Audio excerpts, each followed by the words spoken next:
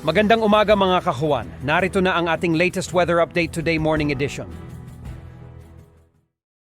Ito ng ating update sa magiging tayo ng panahon sa susunod na 24 oras. Tuluyan pa nga ang paghina ng shear line o yung salubungan ng mainit at malamig na hangin. So mababawasan na rin yung mga pag-ulan sa malaking bahagi ng ating bansa, especially dito sa bahagi ng Mindanao area.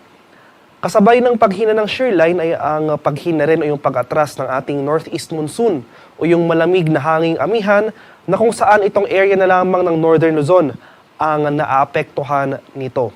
Kaya for the next 24 hours, buong bansa makakaranas pa rin ng pangkalahatang maaliwalas na panahon.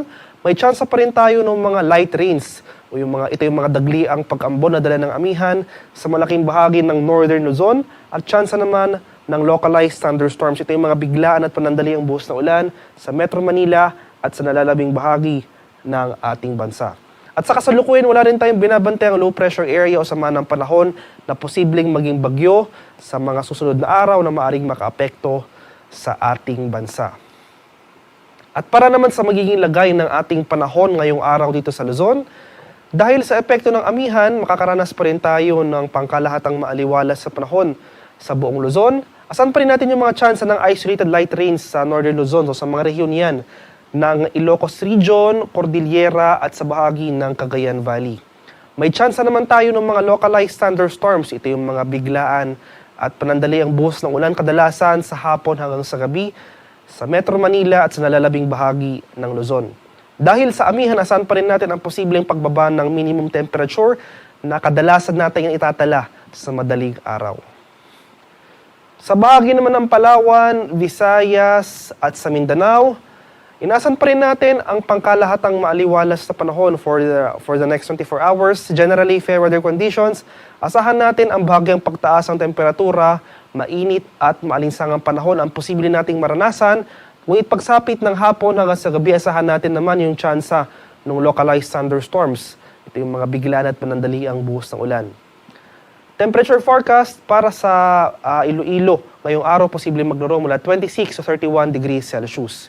25 to 30 degrees naman dito sa Cebu at 24 to 30 degrees Celsius sa Tacloban. Temperature forecast para sa Puerto Princesa ngayong araw ay mula 24 to 31 degrees Celsius. 24 to 32 degrees Celsius naman dito sa Calayan Islands at 25 to 29 degrees Celsius sa bahagi ng Cagayan de Oro. Temperature forecast para sa Davao ngayong araw ay posibleng maglaro mula 23 to 31 degrees Celsius at 25 to 33 degrees Celsius naman dito sa Zamboanga area. At dahil nga inasahan natin na ang paghina ng shear line, may mga tsansa pa rin tayo ng mga thunderstorms, especially dito sa bahagi ng eastern section ng Mindanao, especially sa area ng Davao Region na kung saan nakapagtala tayo ng mga pag-ulan. At may mga naobserbahan na rin tayong pagbaha sa mga nakarang araw, posibleng saturated pa rin yung lupa sa nabanggit na lugar. Kaya kung may magkaroon man tayo ng mga pag-ulan na dulot ng thunderstorms, posible pa rin yung mga biglaang pagbaha at pagbuho ng lupa.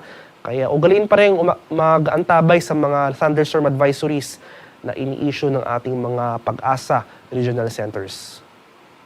At sa kalagayan naman ating karagatan, sa kasalukuyan, wala na tayong nakataas na gale warning sa anumang baybay na ating kapuluan. Kaya naman malayang makapalaot ang ating mga kababayang mangingisda at may mga maliliit na sasakyang pandagat. Iba yung pag-ingat pa rin sa ating mga kababayan na maglalayag dahil inasan pa rin natin itong katamtaman hanggang sa maalong karagatan sa malaking bahagi ng ating bansa. Ang haring araw dito sa Kamaynilaan ay sisikat mamayang 6:25 ng umaga at lulubog naman mamaya sa ganap na 5:49 ng hapon.